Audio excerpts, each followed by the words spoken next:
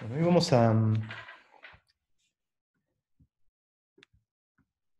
a hablar de energía en, en electrostática. Recapitulando un poco lo que hemos visto hasta ahora, en la primera clase habíamos hablado de fuerzas, ¿no? De fuerzas, la fuerza electrostática que describe la ley de Coulomb entre dos cargas, y casi enseguida nos sacudimos de encima ese concepto y definimos los campos eléctricos, el campo eléctrico. Y vimos las propiedades que cumplía el campo eléctrico, la ley de Gauss, ¿no? A partir de la ley de Coulomb y el principio de superposición, la ley de Gauss en su forma diferencial, que nos da la divergencia del campo eléctrico, es la densidad de carga, y, y la otra ecuación diferencial para el campo eléctrico, que es que el rotor de E es igual a cero. Vimos que eso nos permitía introducir un potencial, ¿no? Un potencial electrostático, que era un campo escalar, y que eh, podíamos calcular el campo eléctrico como menos el gradiente de este potencial, que habíamos llamado V corto. Vimos que podíamos calcular el potencial directamente, ¿no? Desde la distribución de cargas y derivar de ahí el campo eléctrico, o al revés, ¿no? Uno podía ir y venir eh, por estos distintos caminos que van de una de estas cantidades a la otra. Hoy vamos a volver a hablar de fuerzas, porque nos interesa calcular.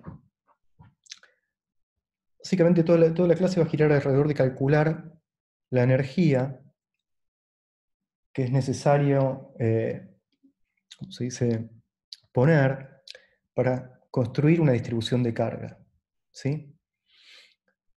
Y como siempre vamos a ir muy gradualmente para plantear ese problema. Vamos a pensar primero algunos problemas más sencillos y vamos a terminar llegando a una expresión muy general y muy linda que nos permite calcular la energía que hay en una configuración de cargas estáticas. Entonces, igual que en física 1, ustedes vieron que cuando consideraban la interacción gravitatoria, ¿no? Una interacción entre dos masas, había una energía que eh, uno podía variar la energía potencial de un sistema, ¿no?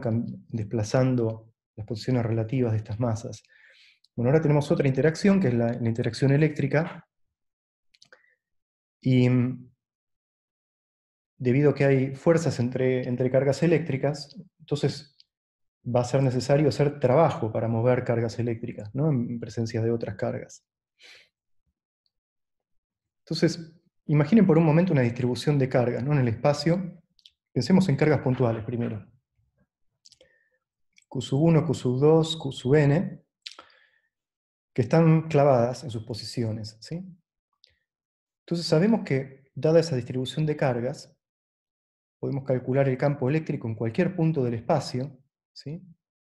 Como la suma 1 sobre 4 pi epsilon 0, la suma de 1 hasta n de q sub i sobre r i cuadrado por el versor r sub i. Eso nos permite calcular el campo en cualquier punto, ¿no?, del espacio. Entonces, si ahora ponemos una carga q en cualquier punto del espacio, la fuerza eléctrica que va a haber sobre q debido a esa distribución de cargas va a ser q por el campo eléctrico evaluado en la posición en donde ponemos la carga, ¿sí? Entonces ahora, si queremos que q no se mueva, tenemos que hacer una fuerza igual y opuesta, ¿no?, para contrarrestar esa fuerza eléctrica. Y ahora, si deseamos mover la carga Q, llevarla, por ejemplo, desde un punto A del espacio a otro punto B, por algún camino, vamos a tener que hacer un trabajo, ¿sí? Porque en cada punto de esa trayectoria vamos a tener que hacer una fuerza igual y opuesta a la fuerza eléctrica, que es Q por E. Bien.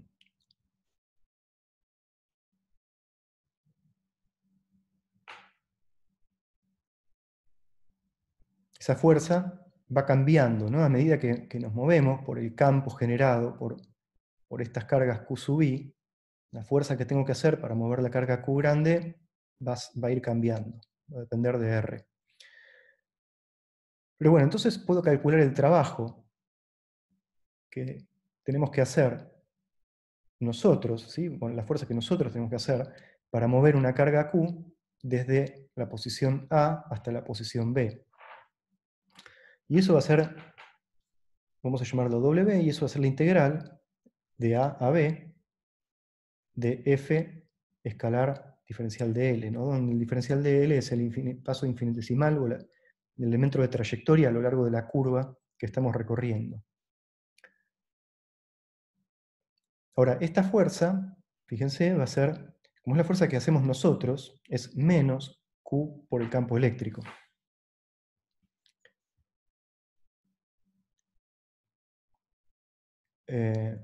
¿Puse a grabar? Sí. Entonces, reemplazando esta expresión en la integral del trabajo, tenemos que el trabajo va a ser la integral de A a B, de menos Q por E diferencial L, y Q es constante, sale afuera de la integral. Entonces me queda que el trabajo, para ir de A a B, va a ser menos Q por la integral entre A y B de el producto escalar de E por diferencial de L. ¿Y esto le suena? ¿Quién es esta integral? El potencial. Exacto, el potencial. Muy bien. Acuérdense que habíamos definido el potencial en la definición integral del potencial es menos la integral entre, acá esto está mal, ¿no? Es entre algún punto de referencia y R de E diferencial L. Me tengo que acordar de volver a subir esto después. Corregido.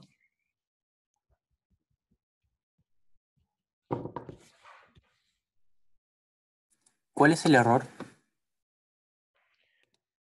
Que,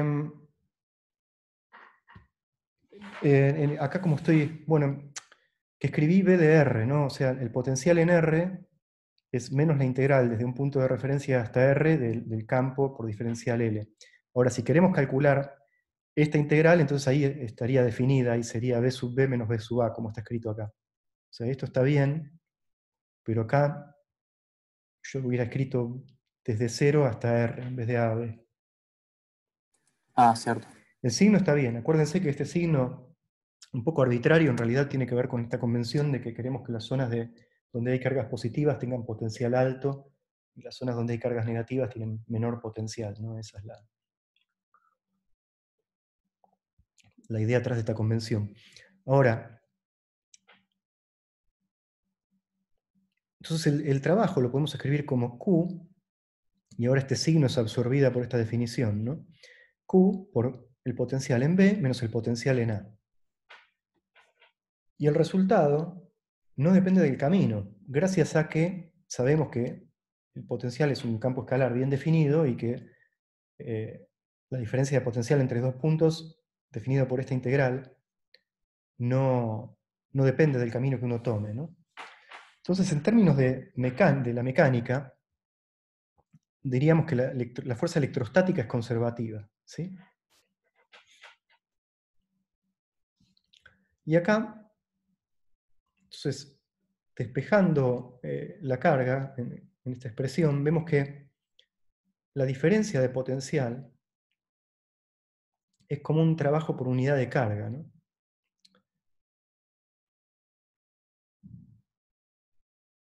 Entonces, uno puede, hasta acá no había tomado en realidad un punto de referencia. Si tomamos el punto de referencia en el infinito para el potencial, como hacemos habitualmente, entonces el trabajo para traer una carga de prueba Q desde el infinito hasta R, hasta una posición arbitraria R, va a ser Q por B de R, ¿sí? Porque en el infinito el potencial vale 0.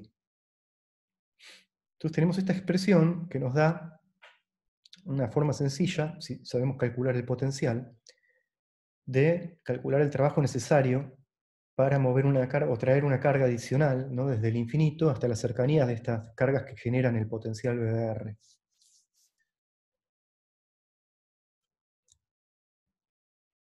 Bien, entonces la pregunta que nos vamos a hacer hoy con este preliminar es: ¿qué trabajo tengo que hacer para armar una distribución de cargas? Primero vamos a pensar en cargas puntuales, pero después más en general, de cero, ¿sí? Para armarla desde, ¿cómo se dice? Desde sus componentes. O sea, ¿cuánto trabajo necesitamos hacer?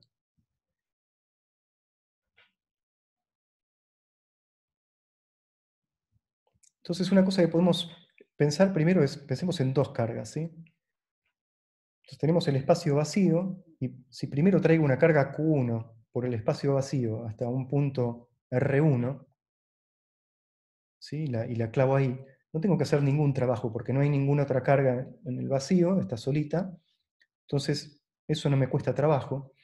Ahora, cuando traigo la carga Q2, supongamos que quiero traer una carga Q2 hasta la posición R2 ahora. Una vez que Q1 está en su lugar, genera un potencial que voy a llamar B sub 1, que es 1 sobre 4 pi epsilon 0 por Q1 sobre R recursiva, ¿no? Entonces,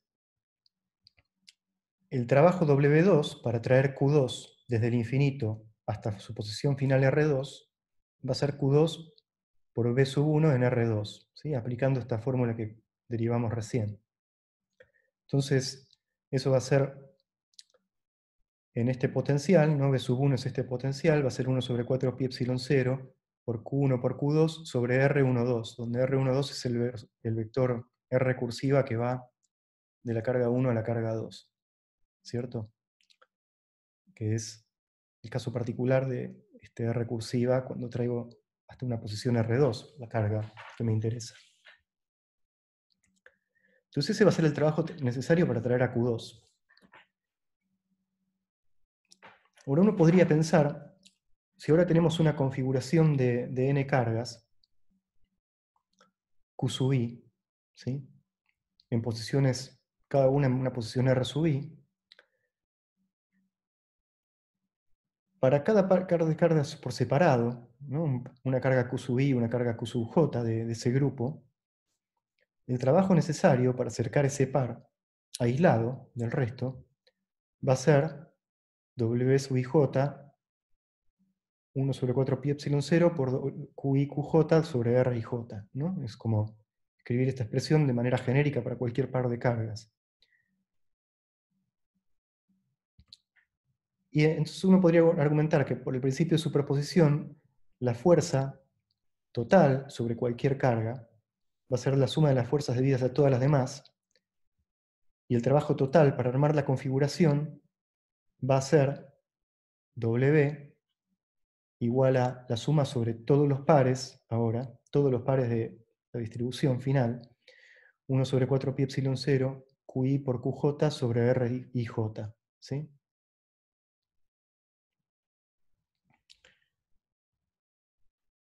Esta suma es una suma en donde contamos cada par de cargas una sola vez, ¿sí? Y en principio esa sería la energía que queda almacenada en la configuración de cargas puntuales. Luego vamos a hablar un poco más de esto. Pero esto es el trabajo que yo voy a necesitar hacer para armar la distribución, ¿no? Y ese trabajo, como estos son campos conservativos, va a quedar almacenado en algún lado. Bueno, no sé si esto lo ven claro o si los convence este argumento.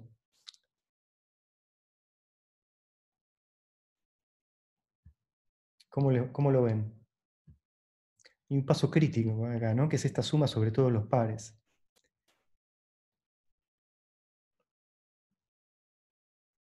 No les genera dudas. Yo acá tengo una forma alternativa de derivar esto, que es un poco más algebraica, pero me parece que está bueno porque va por otro lado y nos saca las dudas, digamos, de esta expresión que escribimos acá.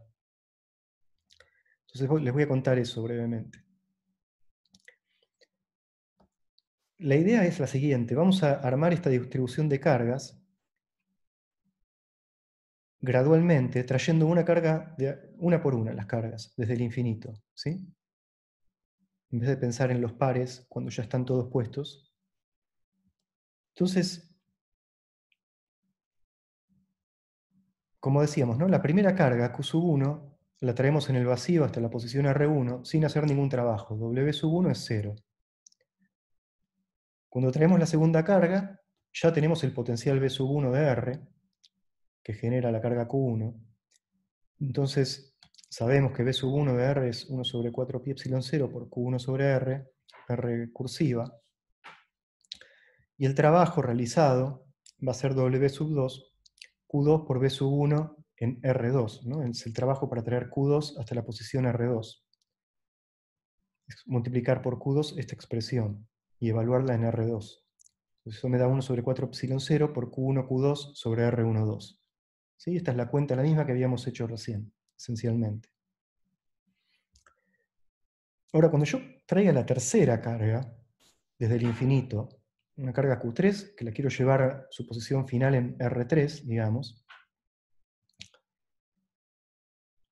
ya tengo un potencial en el espacio que está generado por las cargas Q1 y la Q2. Y esto sí, acá está claro que por el principio de superposición, el potencial P sub 1, 2, generado por las cargas Q1 y Q2, tiene esta pinta, ¿no? Es la suma de los dos potenciales, es 1 sobre 4 epsilon 0, Q1 sobre R1 más Q2 sobre R2. ¿Sí? Entonces, en este potencial es que tengo que traer desde el infinito la carga Q3. Y sé que el trabajo W3, para llevarla hasta la posición final R3, va a ser Q3 por B12 evaluado en R3. Entonces cuando reemplazamos, ¿no? Multiplicamos por Q3 y evaluamos en R3, potencial de arriba, obtenemos esta expresión para el trabajo necesario para traer a la carga 3. Fíjense que aparece un término Q1, Q3 sobre R13 más un término Q2, Q3 sobre R23. Acá está medio borrado, pero es R23. A ver si se ve bien acá en las notas, después lo escaneo, ¿no?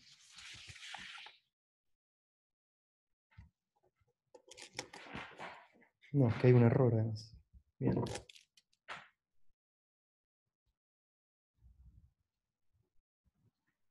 Por más que uno revisa, siempre quedan errores. Entonces, el trabajo necesario ahora para ensamblar las tres cargas es la suma, ¿no? Es la suma de W1 más W2 más W3. W1, acuérdense que era 0, W2 lo tenemos acá arriba, y este es W3. Entonces la suma va a tener estos tres términos. La constante siempre es la misma, y tengo término Q1, Q2 sobre R12, Q1, Q3 sobre R13, Q2, Q3 sobre R23. Bueno, ¿qué pasa si traemos una cuarta carga ahora? ¿Qué pinta van a tener los términos nuevos que aparecen?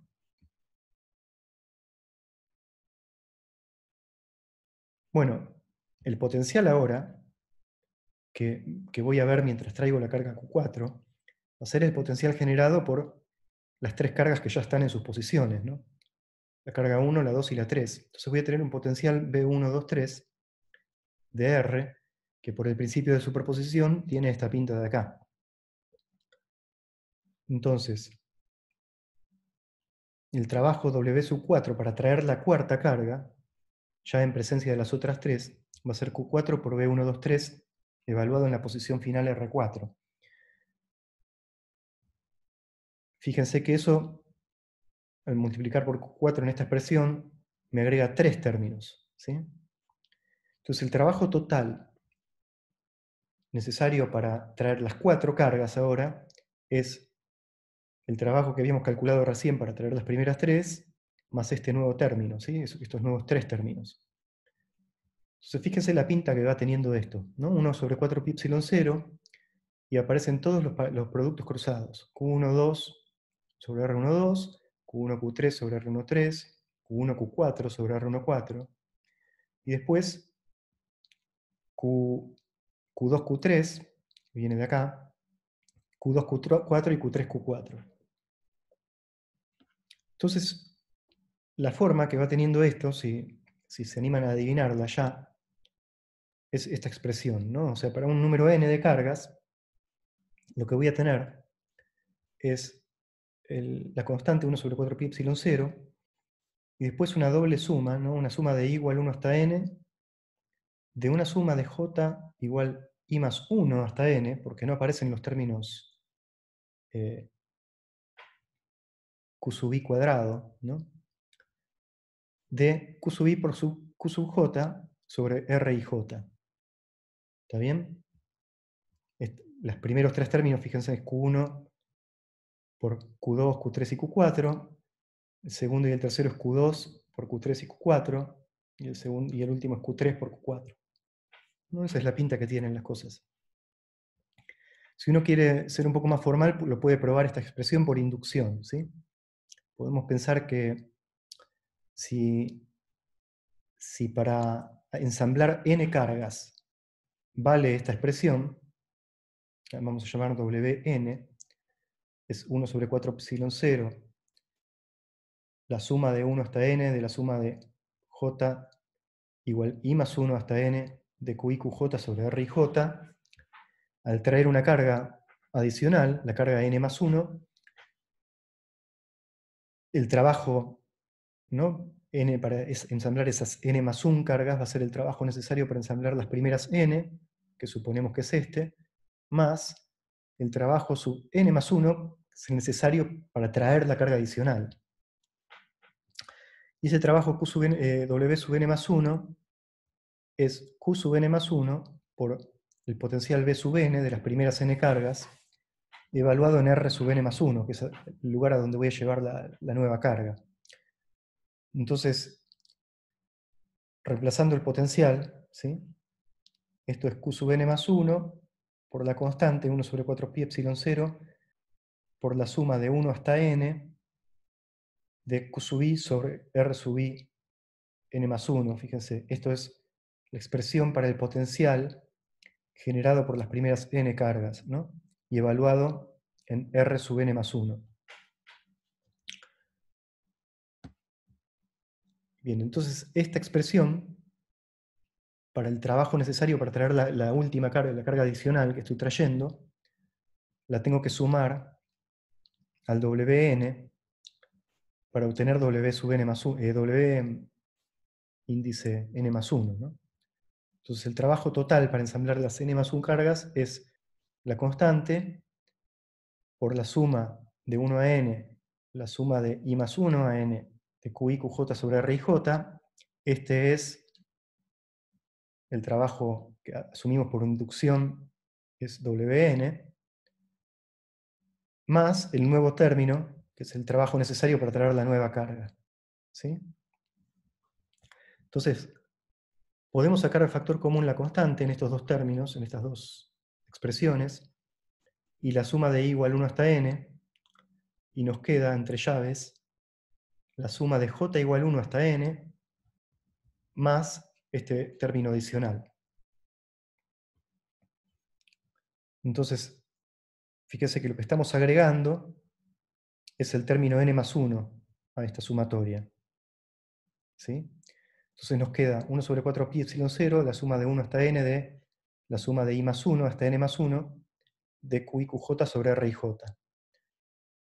Ahora uno podría despistado decir, uy, ya está, ya llegamos, pero guarda que en realidad este índice va hasta n y este va hasta n más 1. Si esta expresión es válida, ambos tienen que ir hasta n, ¿cierto?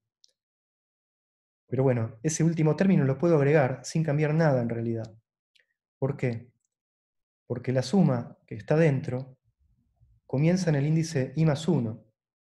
Entonces, para i igual n más 1, no me agrega ningún término esta sumatoria. ¿Sí? Entonces puedo aumentar este índice en 1 sin que cambie el resultado, porque no estoy agregando nada en realidad. Entonces, obtenemos la misma expresión, ¿no? Terminamos demostrando que esta expresión de acá, que para un número n grande de cargas, el trabajo necesario para ensamblar y llevar las cargas cada una a su posición es esta doble suma de los términos cruzados, ¿no? De Q sub i por Q sub j sobre R i sub j. R sub ij, perdón. Ahora estas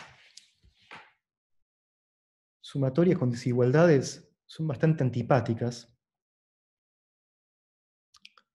Entonces una forma de reescribir de manera más amena la expresión de arriba, me quedó medio afuera, pero esta doble suma, una forma más simpática de escribir eso, es, fíjense que acá estamos considerando cada par una sola vez.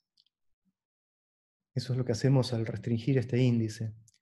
Pero lo que podemos hacer es extender la suma a todo el rango y multiplicar por un medio, ¿sí?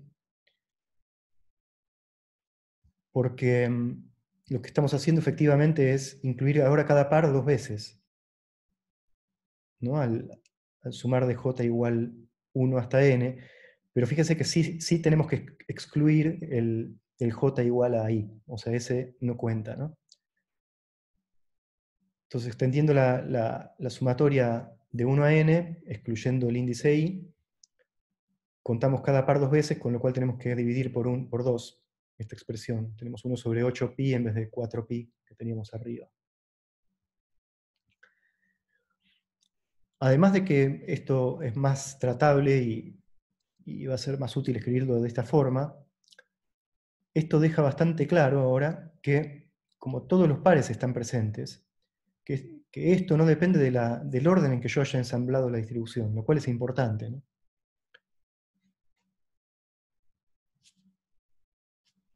Y fíjense que esta expresión es equivalente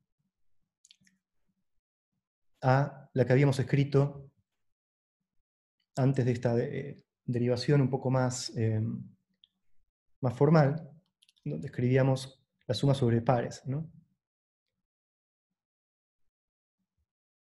Porque acá estamos sumando dos veces cada par.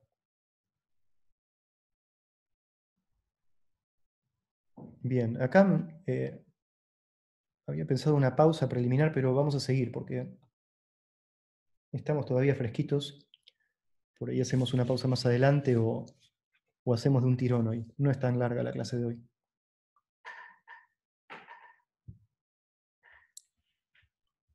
Entonces,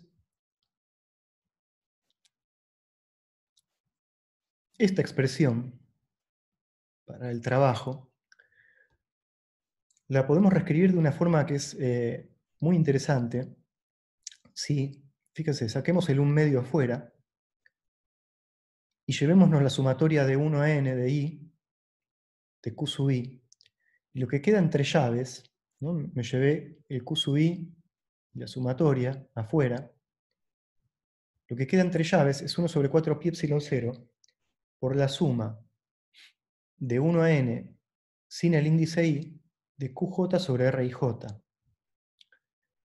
Y esto, si les suena familiar, ¿qué pinta tiene esto? Son los términos del potencial, ¿no? O sea, lo que queda en las llaves es el potencial evaluado en R sub i generado por todas las cargas salvo la iésima. ¿Ok? Entonces, esto está lindo, lo podríamos llamar así, ¿no? Un B sin i evaluado en RI. Es lo que está entre llaves, ¿no? Estoy sumando el Q sub j sobre R y j.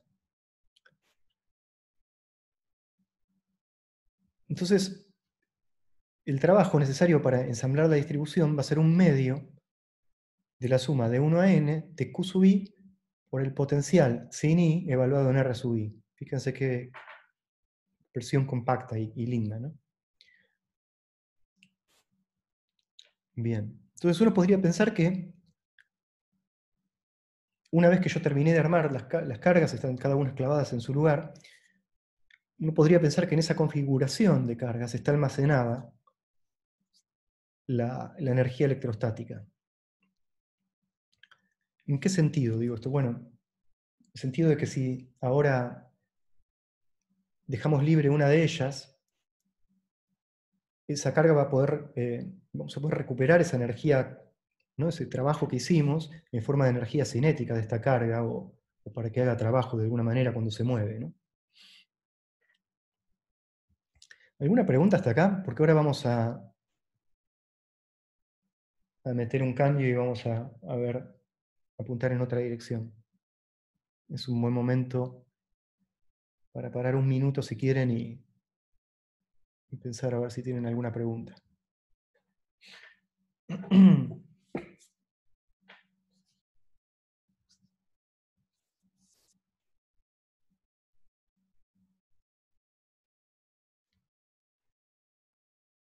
Todo claro por ahora.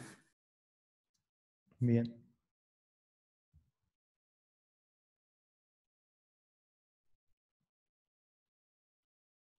Entonces,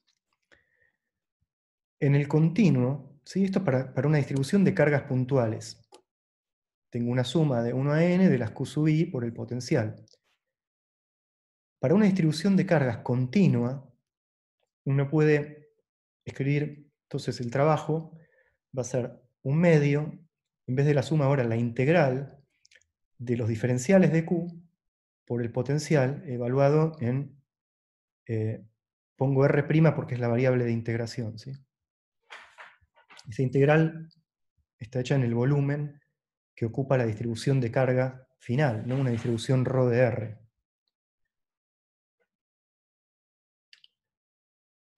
Bien, acá sí, acá aclaro la notación que no sea confusa, que esta B más manuscrita la voy a usar para el volumen. Los diferenciales de volumen también los voy a escribir como diferencial de B chiquita. Y no confundamos con el potencial, que es B mayúscula, ¿sí? Entonces, cada diferencial de carga, ¿no? en una posición R' es igual a la densidad ρ en R' por el diferencial de volumen de B', ¿no? Reemplazando esto en el dq, podemos escribir el trabajo necesario para ensamblar esta distribución continua de esta manera.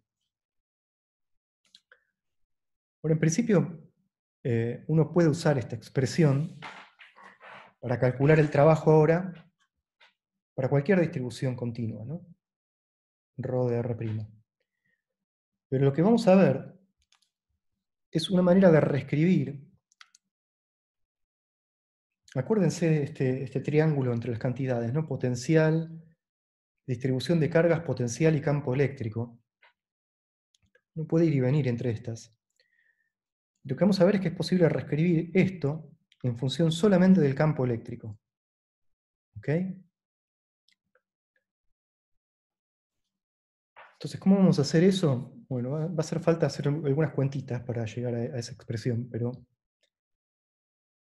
básicamente lo que hacemos es usar la ley de Gauss para escribir la densidad de carga en función del campo eléctrico. ¿Sí? Es decir, decimos ρ es epsilon 0 por la divergencia del campo eléctrico. Acá estamos usando la ley de Gauss, fíjense, de la manera en que más naturalmente uno leería esta ecuación, ¿no? Que me dice la densidad, si vos sabés el campo, la densidad está dada por esto, ¿no? Habitualmente lo usamos para calcular el campo en realidad, pero bueno. Entonces, reemplazando la densidad en la expresión anterior, nos queda que el W es 1/2 de epsilon 0 por la integral del diferencial de volumen por la divergencia del campo eléctrico por el potencial B escalar. Entonces, todavía tenemos en el integrando tanto el campo eléctrico como el potencial. Y el potencial también está relacionado con el campo eléctrico, ¿no? Sabemos que el campo eléctrico es menos el gradiente del potencial. Entonces, ¿cómo podemos llevar esto a una manera más cerrada en función de solo una de estas cantidades? Bueno, una cosa que podemos hacer es usar la regla de la cadena para integrar por partes este término. Acá no sé si se recuerdan de matemática este tipo de cuentas. Si quieren les puedo comentar dónde ir a ver este tipo de cuentas para practicar estas cosas, pero Esencialmente, uno lo que hace es, fíjense, la divergencia de un producto de un campo escalar por un campo vectorial es igual al campo escalar por la divergencia del campo vectorial más el gradiente del campo escalar, producto escalar, ¿no? El puntito, por el campo vectorial. Es como la versión de la regla de la cadena para estos objetos, ¿no? Que son productos de campos escalares y vectoriales. Entonces, si uno integra esta ecuación, ¿no? En el volumen B, la integral en el volumen B de este término, de acá, va a ser la integral de estos dos, ¿no? Entonces tengo la integral en el volumen de la divergencia de E por B, y fíjense que este es el que tenemos en nuestra expresión para el trabajo, ¿sí? Esa es justamente la integral que queremos resolver o reescribir de alguna forma, nos apareció acá, más la integral de este otro término, ¿no? La integral en el volumen del gradiente de B escalar E. Y ahora, esta cosa, por el teorema de la divergencia, además, es igual a la integral en una superficie cerrada, que es el borde de ese volumen, de B por E diferencial S, ¿no? Estoy aplicando el teorema de la divergencia a esta integral, donde tenemos la divergencia de un campo. Es un escalar por un vector, ¿no? Entonces, bien, vamos a tener la integral superficial de ese escalar por ese vector en la superficie S.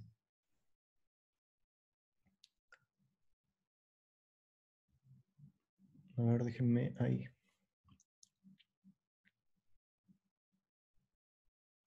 Entonces, volviendo a la expresión que tenemos en la ecuación 44, el trabajo va a ser epsilon 0 sobre 2 por, bien, entre llaves, estoy reemplazando esencialmente, despejamos esta, ¿no? Que es la que queremos. Entonces va a ser la integral de superficie menos esta otra. Eso es lo que está entre llaves.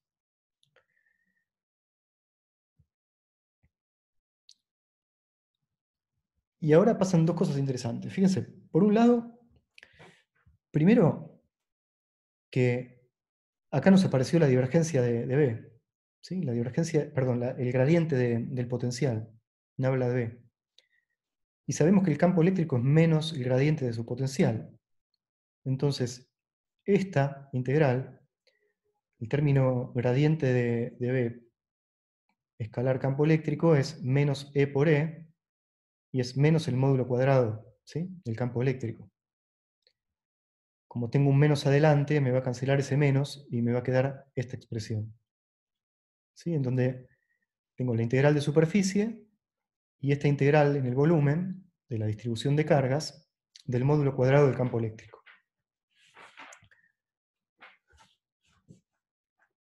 Y ya casi llegamos. Ahora, la clave acá, y este es un truco que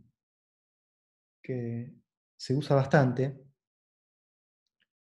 Por ejemplo, si chusmearon el teorema de Helmholtz que hay entre los apuntes, van a ver que ahí hago algo similar. Tenemos esta integral de superficie medio molesta, ¿no? Acá. Pero, si volvemos atrás un segundito, este volumen, el volumen B, en el que estamos integrando, ¿no? Para calcular el trabajo, es el volumen ocupado por la distribución de carga, ¿no? Por la distribución ρ de R. Es en ese volumen que uno calcula esta integral.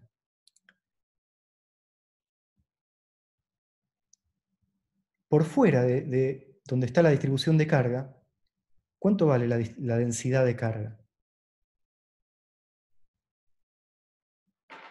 El lugar donde las cargas están, ¿no? Acotadas, tengo una ρ de R.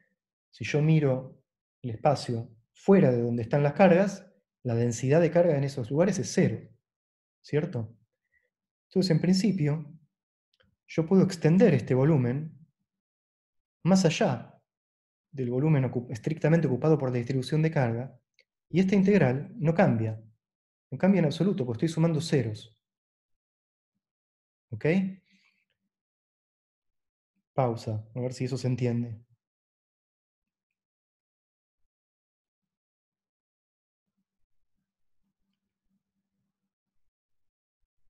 Pueden pensar, estoy integrando en un volumen, ¿no? En donde estoy multiplicando ρ de R' por V de R', y ahora si agrego a la integral una capa de volumen por fuera de donde está la distribución, ρ ahí vale 0, entonces todos los términos adicionales que estoy agregando valen 0. Y lo mismo puedo hacer acá, porque es exacto, es reescrito lo demás arriba, donde B es ese mismo volumen y S es la superficie que es el borde de ese volumen. Ahora, acá hay una cosa rara, ¿no? Porque este término es un módulo cuadrado. Entonces esto siempre es positivo. De manera que si yo agrego volumen a esta integral, esto va a crecer siempre. Eso me dice entonces que esto tiene que estar decreciendo cuando yo agrego volumen. ¿Cierto? Porque la suma de las dos contribuciones me tiene que dar lo mismo, no puede cambiar, ¿sí? Entonces, la clave, ¿sí?, es que el campo decae a lo sumo como 1 sobre r cuadrado, quizás aún más rápidamente, ¿no? Y el potencial como 1 sobre r, a lo sumo, ¿sí? Si tengo una carga, si tengo un término monopolar, acuérdense del desarrollo, ¿no?, multipolar que vimos la clase pasada. Entonces, el producto del potencial por el campo es a lo sumo 1 sobre r cubo, si no más rápido. Mientras que el diferencial de superficie crece como r cuadrado a medida que aumento la superficie. Entonces, esto decae como 1 sobre r a medida que la superficie aumenta. ¿Ok? Y ahí está la pérdida que va ganando esta otra integral. Entonces, esto es clave. Y parece loco, pero pueden pueden probar a hacer un ejemplo como ejercicio y van a ver que esto es así, que es cierto. Pero yo puedo tomar cualquier volumen por fuera de la distribución de carga, eso sí, no tengo que incluir todas las cargas en mi cuenta. Pero si tomo cualquier volumen por fuera de la distribución de cargas, el resultado de esta suma de integrales es el mismo. Exactamente el mismo, ¿sí?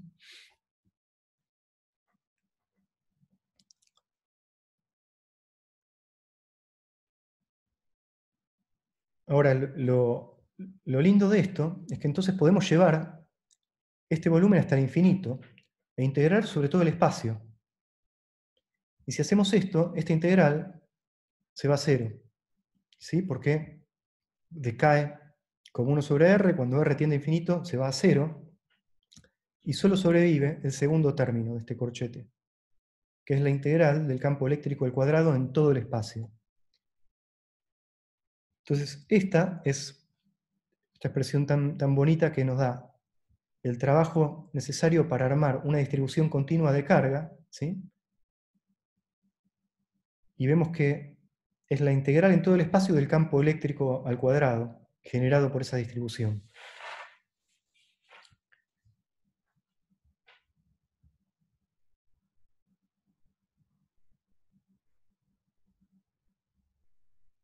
¿Bien, alguna duda sobre esto? Porque ahora vamos a comentar algunas consecuencias de este resultado, pero... Yo me quedé un poco en las cuentas el final del razonamiento. Perfecto, decime desde dónde partimos, a ver. Desde 40.6, ahí Acá. estabas aplicando el teorema de la divergencia para lo que sería la integral de b por e, ¿no? Y dijiste que la integral de Sí, superficie de b por e es la suma de las dos integrales de volumen, ¿no? Pero después lo aplicaba solo a un sumando. Te aplicaba solo el Bien, primero. bien. Ahora, ¿Puede eh, ser? no, déjame que, sí, ya entiendo, creo que ya entiendo que es por ahí lo que dije de manera confusa. Primero que nada, vos fíjate que esta es la integral que queremos evaluar, ¿no? O sea, nuestro objetivo es reescribir esto al final del día en términos del campo eléctrico solamente. Entonces, esta integral, yo podría haber escrito, lo hice en dos pasos porque me pareció que por ahí les resultaba más natural, ¿no? Pero uno podría haber escrito que esa integral, que es esta de acá, por partes, es igual a esta menos esta. Claro, ahí Yo entendí. yo lo dije, en realidad a mí me resulta siempre, siempre pienso en términos de los diferenciales primero, aun cuando hago partes en escalares. Entonces, esto siempre me lo acuerdo, digamos, la divergencia de algo que es un número por un vector tiene estos dos términos, ¿no? Y al integrar esto, obtengo la ley de, si querés, ¿cómo se llama? La fórmula para integrar por partes. Eso es lo que escribí acá, ¿no? La integral de todo esto, de un lado tengo la integral de este término, que es esta, y del otro lado de la igualdad tengo la integral de estos dos, que son estas dos. Ahora, por otro lado, por el teorema de la divergencia, esta es igual a esta otra, ¿no?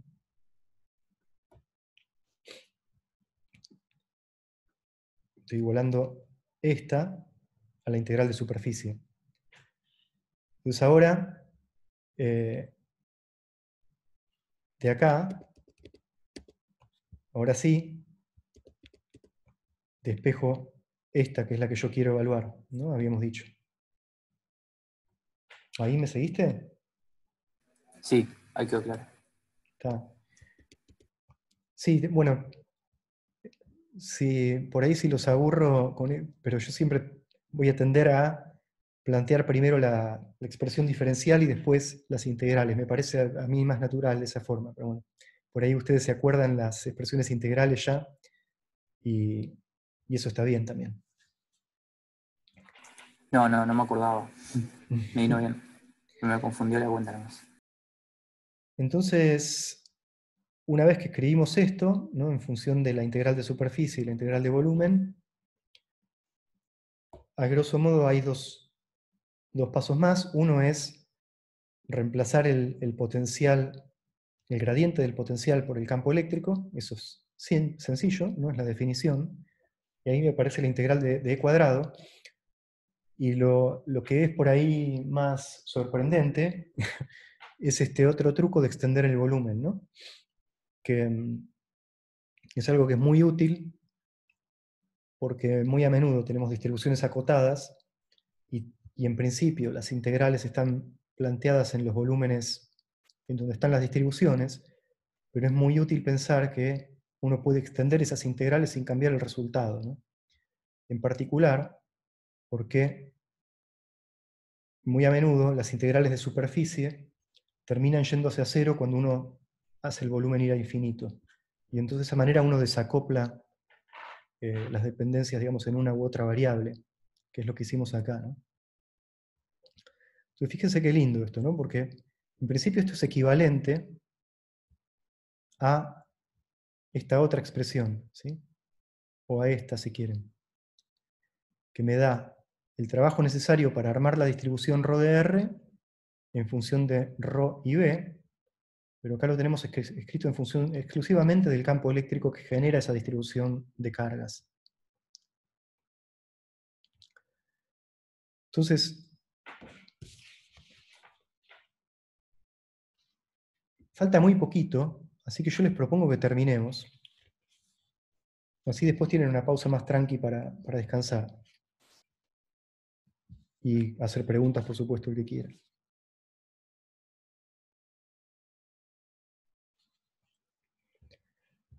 Entonces, esto es una integral de volumen, ¿no? Del módulo cuadrado de. uno podría definir una densidad de energía electrostática, ¿sí? Que la voy a llamar acá U chiquita, una U minúscula de R, como epsilon 0 sobre 2 por el módulo cuadrado del campo eléctrico en cada punto, ¿sí? Es una densidad local de energía. Y podríamos entonces interpretar que la energía electrostática está contenida en el campo que hay en ese punto. Es decir, que el campo electrostático en ese punto determina que hay una energía por unidad de volumen local, ¿sí? Y la energía total va a ser entonces la energía, la suma en el volumen de esa densidad, ¿no? Una integral volumétrica de la densidad de energía. Esto plantea siempre una pregunta, o una intriga, si quieren, que es entonces, ¿dónde está almacenada la energía electrostática? Porque si veo esta ecuación, o esta, si veo podría pensar, la energía está almacenada en la configuración de cargas, ¿no? Aún más alevoso es esta expresión, si quieren. La energía depende de dónde están las cargas y a qué, ¿sí? O sea, cuáles son las cargas y en dónde están, ¿no? Eso es lo que determina la energía. Y acá no aparece el campo eléctrico por ningún lado, ¿no? Mientras que acá estamos interpretando, no, la energía está, acá no aparecen las cargas, acá aparece el campo, no aparecen ni las cargas que las generan, ni dónde están, ni nada. Es el campo. Bueno, la cuestión es que no tiene mucho sentido esta pregunta.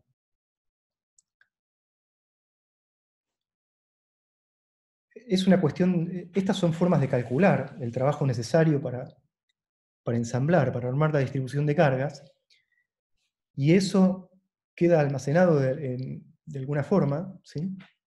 En energía electrostática, pero ¿dónde está esa energía? En electrostática al menos, es una pregunta que no tiene una respuesta satisfactoria, ¿sí? Porque en realidad es indiferente de dónde uno piense que está. Esto va a ser distinto cuando uno tiene, por ejemplo, cargas en movimiento, donde aparece radiación, y en donde empieza a tener sentido atribuir la densidad de energía a los campos, ¿sí? Porque los campos se propagan por el espacio y transportan, de hecho, energía y momento también, en sentido mecánico, ¿no? En estas ondas que vamos a ver más adelante. Y si uno va más allá, hay teorías que requieren que la energía esté en los campos, ¿sí? Como el caso de la relatividad general. Pero bueno, eso se va más allá de esto. El tema es que esta es una pregunta que ahora no tiene mucho sentido, pero que se les puede ocurrir, ¿no? Y les puede causar intriga, por eso quería discutirlo. Ahora hay otro punto que es interesante.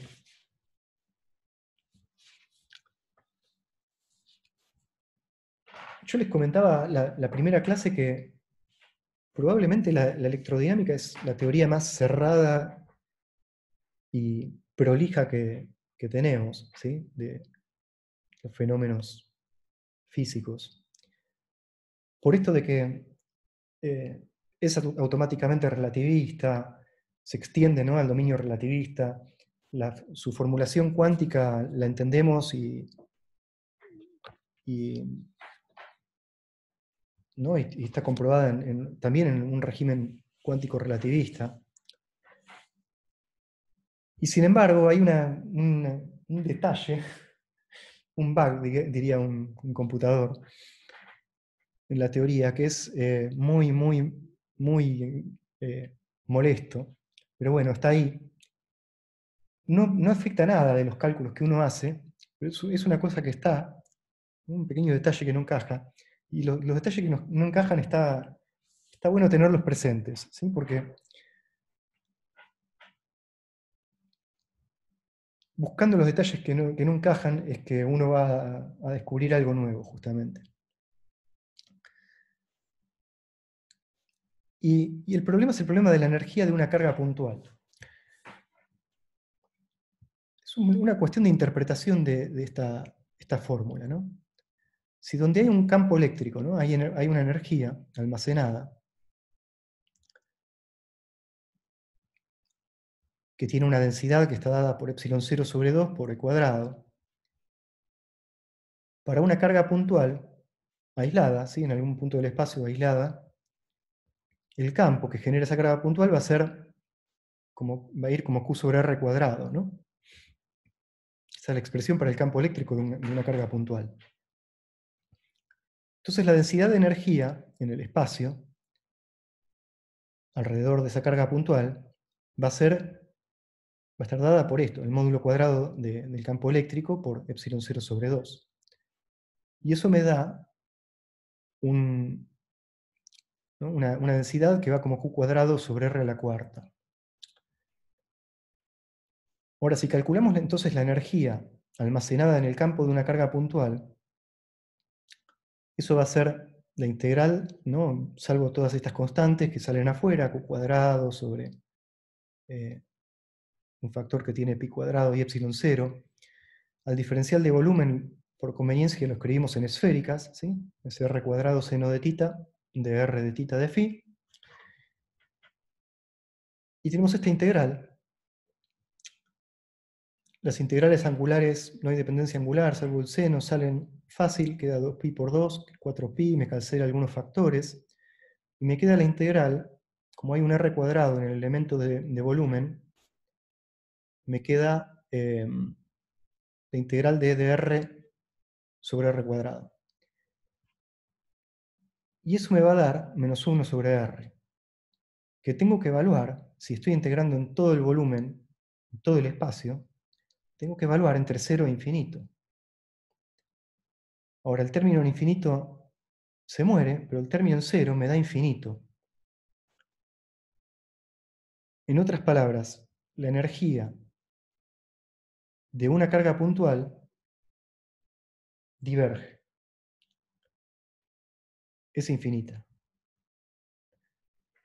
Entonces, es un problema esto. ¿Cuándo es un problema? Hay una cosa que genera como una, ¿cómo se dice? Algo que parece medio paradójico, ¿no? Pero el problema es que vamos atrás, cuando escribimos la expresión en el continuo del trabajo necesario para ensamblar la distribución de cargas continua, ¿sí? A partir de esta expresión discreta, en la expresión discreta, acuérdense, este potencial es el potencial generado por todas las cargas menos la carga Q sub I, ¿cierto? Mientras que acá, el potencial que aparece acá, es el potencial de la distribución de cargas, donde aparecen todas las cargas. Claro, en el continuo eso no es un problema, porque el diferencial de Q es infinitesimal y se va a cero si tomo un volumen infinitesimal. Entonces, eso no genera problemas si la distribución de cargas es continua. Pero si hay cargas puntuales, sí.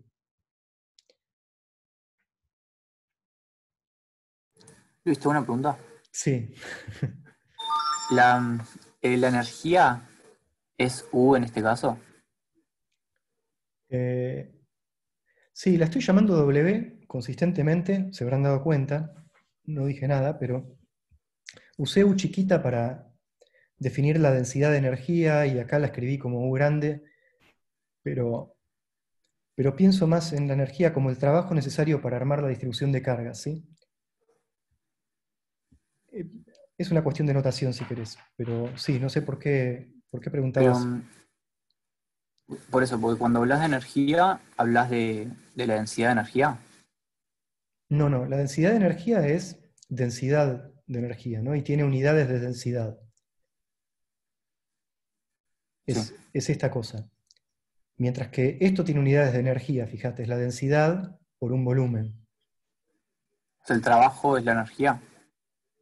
Claro, el trabajo necesario para ensamblar la distribución de cargas es la energía almacenada en algún lado, es la energía electrostática de esa distribución de carga, vamos a decirlo así, de la distribución de Ok. cargas, ¿no? Que puedes interpretar que está en la distribución o puedes interpretar que está en los campos. En electrostática no hay ninguna diferencia, puedes interpretar lo que quieras. Pero acá el problema es que, ¿qué pasa? Que el trabajo necesario, que no calculamos, el trabajo necesario para armar una carga puntual, ese es el tema. ¿Se, se entiende? O sea, cuando armamos una distribución continua de cargas, es una distribución continua y traemos pedacitos infinitesimales que vamos ubicando en sus lugares. Pero el trabajo necesario para armar una carga puntual es infinito, ¿sí? Entonces, ¿qué expresión está bien? ¿Está bien esta expresión, que es análoga a esta? ¿Sí? Estas son iguales. ¿O está bien esta expresión?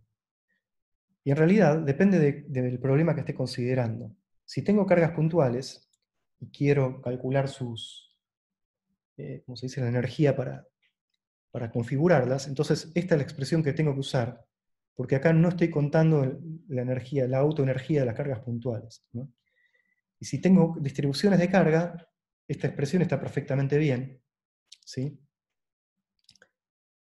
O puedo usar esta expresión para el campo eléctrico y no voy a tener ningún problema.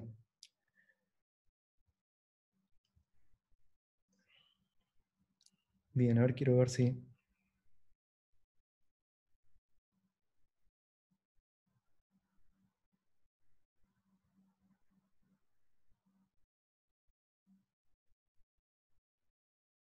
Bien, esto acá está dicho lo que acabo de decir.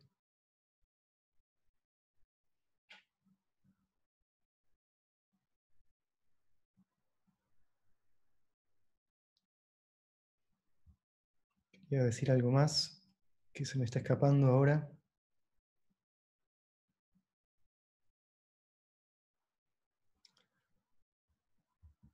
Claro. Entonces, aparentemente, o sea, una interpretación de esto es que las cargas puntuales en realidad son incompatibles con esta energía de que con esta idea de que la energía está en los campos, ¿no? O con la forma de escribir estas ecuaciones de electrodinámica, de la electrostática, ¿no? Y la electrodinámica también más adelante.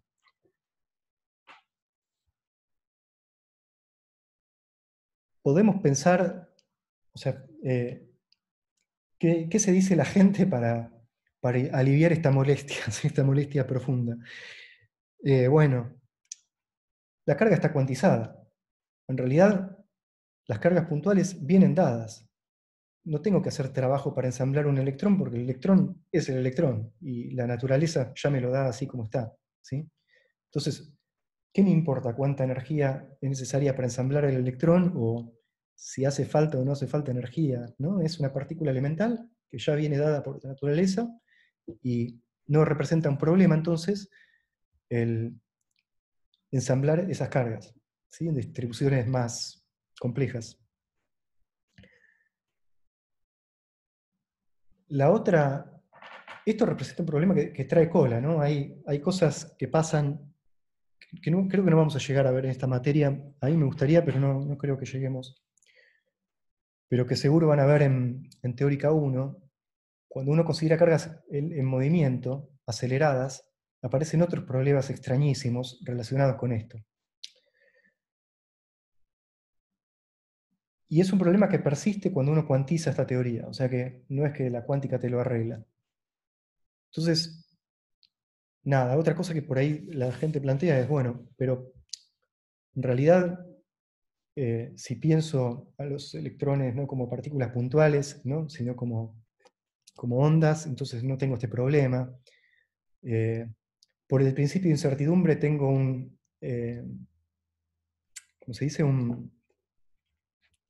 Un radio mínimo que puedo mirar y eso está mucho más mucho más allá de cuando aparece este problema, ¿sí? De esta divergencia. O sea, hay un montón de argumentos que desestiman que esto sea un problema, pero bueno, me parece interesante que esta discrepancia persiste en la teoría, a pesar de que hace más de 150 años que la gente sabe de esto, ¿no?